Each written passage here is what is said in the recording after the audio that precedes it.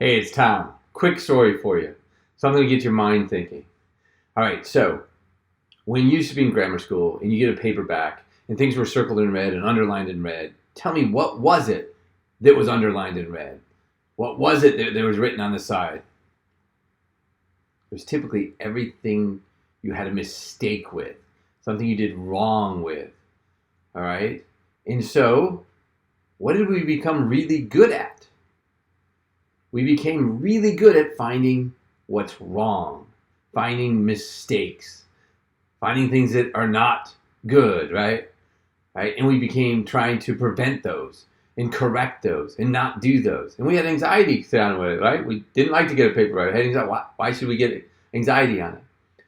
But we do, right? We get there and say, God, look at the things I did wrong. And we start, hitting ourselves up in the head again, maybe saying, I suck at this, blah, blah, blah, blah.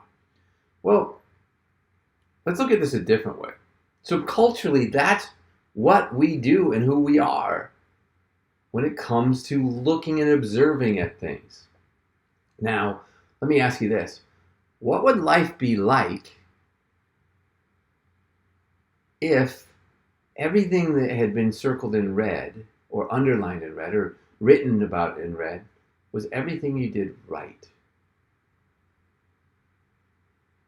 What would life be like now if now that means that everything you were looking for is what you did right, what you did well, wanting to know more about that? What would it be like now? What if culturally everything we looked for in people was what they're doing well? And so you often wonder why. Well, why don't we always look at what's good? Well, from a simplicity of going back to grammar school, we were trained to look for what's bad, not what's good. Okay? That's what I see it as. And now we transfer that over to therapy. When we observe the body, what is it we're looking for? Looking for what doesn't move well.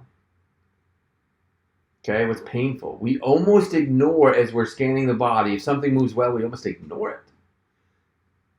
Well, with total emission release, we don't. Our emphasis is on what's moving well. And then we've gotten so good at this, we started exploring what moved well in the area of injury to see if it would fix it, and it would. And we moved away from the area. We went to opposites, the other side. And we went to diagonal opposites and top to bottom opposites. And then we began saying, well, could we use any motion that's good to fix the bad? What we learned was profoundly different or shifted from focusing on what's bad. And kind of in a unique nutshell, that's kind of what total motion release is. It's a mind shift change that when you start operating like that, it almost you'll see, oh my God, this makes so much common sense. Why didn't I see it? Once you see it, you can't unsee it. And treatment becomes a lot more enjoyable. Yes, you get a lot of the, oh my God, what'd you do to me? Are you a witch doctor or something? But there's actually a very simple way to explain it. That isn't this, but a very rational way to explain it too, from a body perspective. But anyways, wanted to just share that because oftentimes when I share it in seminars, people go, dang, Tom, that would be kind of cool. And I say, now you have, in what you do 8 hours a day or more, you have the ability to start looking at what's good and sharing that with patients to start looking for it. And they will begin helping you help them, all right, and help themselves too. All right, so there you go. I hope you enjoyed it. Hope to see you soon at the seminar.